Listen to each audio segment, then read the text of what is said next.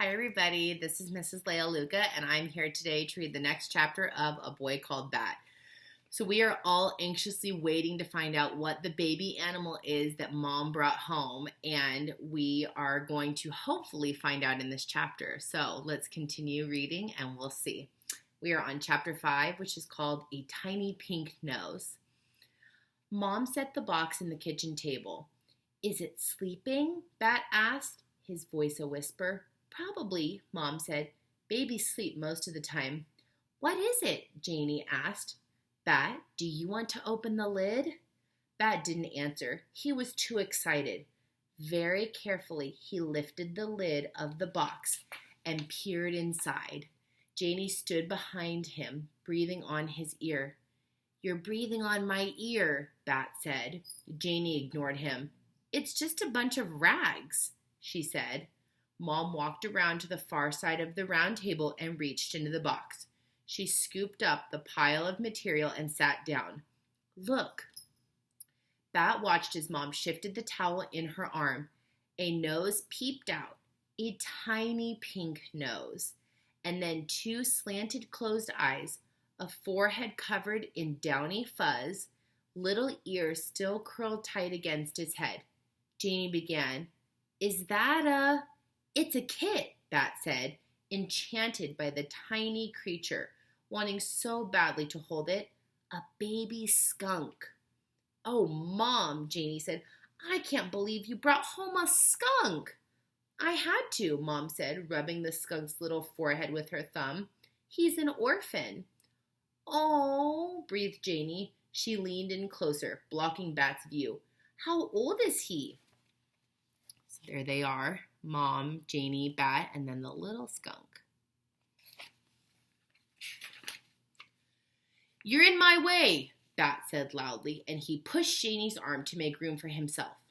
"Bat," Mom said, "you need to stay calm around the skunk kit, okay?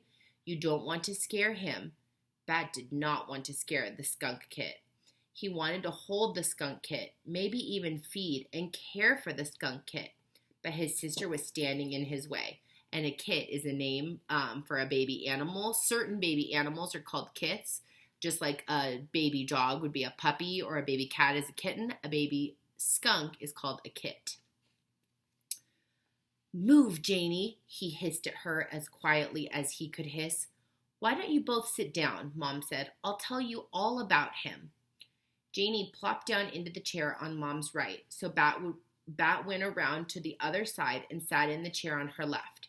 He scooted the chair as close to Mom's as he could. The kit was still tucked into the towel, only his little face visible.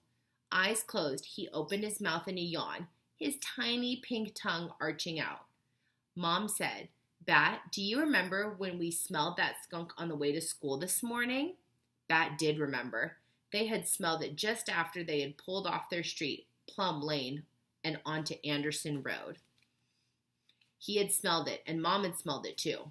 Bat had cranked his neck, looking out each window carefully. He had seen lots of people on bicycles. They lived near a college, and the students mostly rode bikes to school, and he had seen other cars and some people on foot. It was the beginning of spring, but it was still cold, so he had seen lots of hats and scarves. He had seen an American flag on a flagpole in front of the post office. He had seen a red bus. He had seen a sign that read, "Welcome to Quincy, a bike-friendly town." But he had not seen a skunk. Bat nodded. "I remember," he said. "Well, unfortunately, the skunk we smelled but didn't see was the mama skunk. A car hit her, and a couple of college students brought her to my office in the basket of a bike.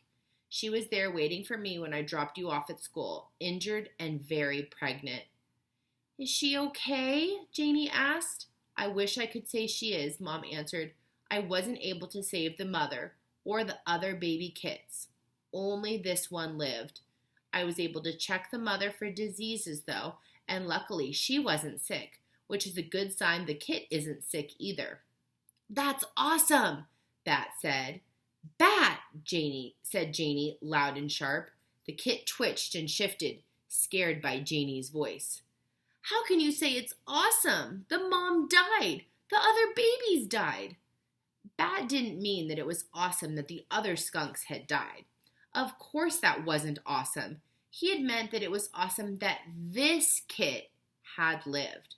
But it wasn't worth it to try to explain to Janie what he had meant. She usually misunderstood Bat. Most everyone did. Can I? Bat reached out for the kit, wanting so badly to hold him that his fingers twitched. We can't keep him, Mom warned. There's a wild animal rescue center that we can give him to in about a month, but they're too busy to take him just yet. So we can help him get bigger and stronger before we hand him over to the experts. They'll raise him until he's ready to be released into the wild when he's about 5 months old. Then she passed the tiny kit wrapped in towels into Bat's arms. The kit was so small that Bat couldn't even tell he was in the towel except for the tiny face that peeked out. He cradled the bundle in his arms. He felt his face stretch into a wide smile, so wide it made his cheeks sore. Oh, and that's that. That's the end of that chapter. So Bat finally knows what the baby animal is that Mom brought home, and I hope that you guys tune in tomorrow to hear the next chapter of A Boy Called Bat. Have a good day. Bye.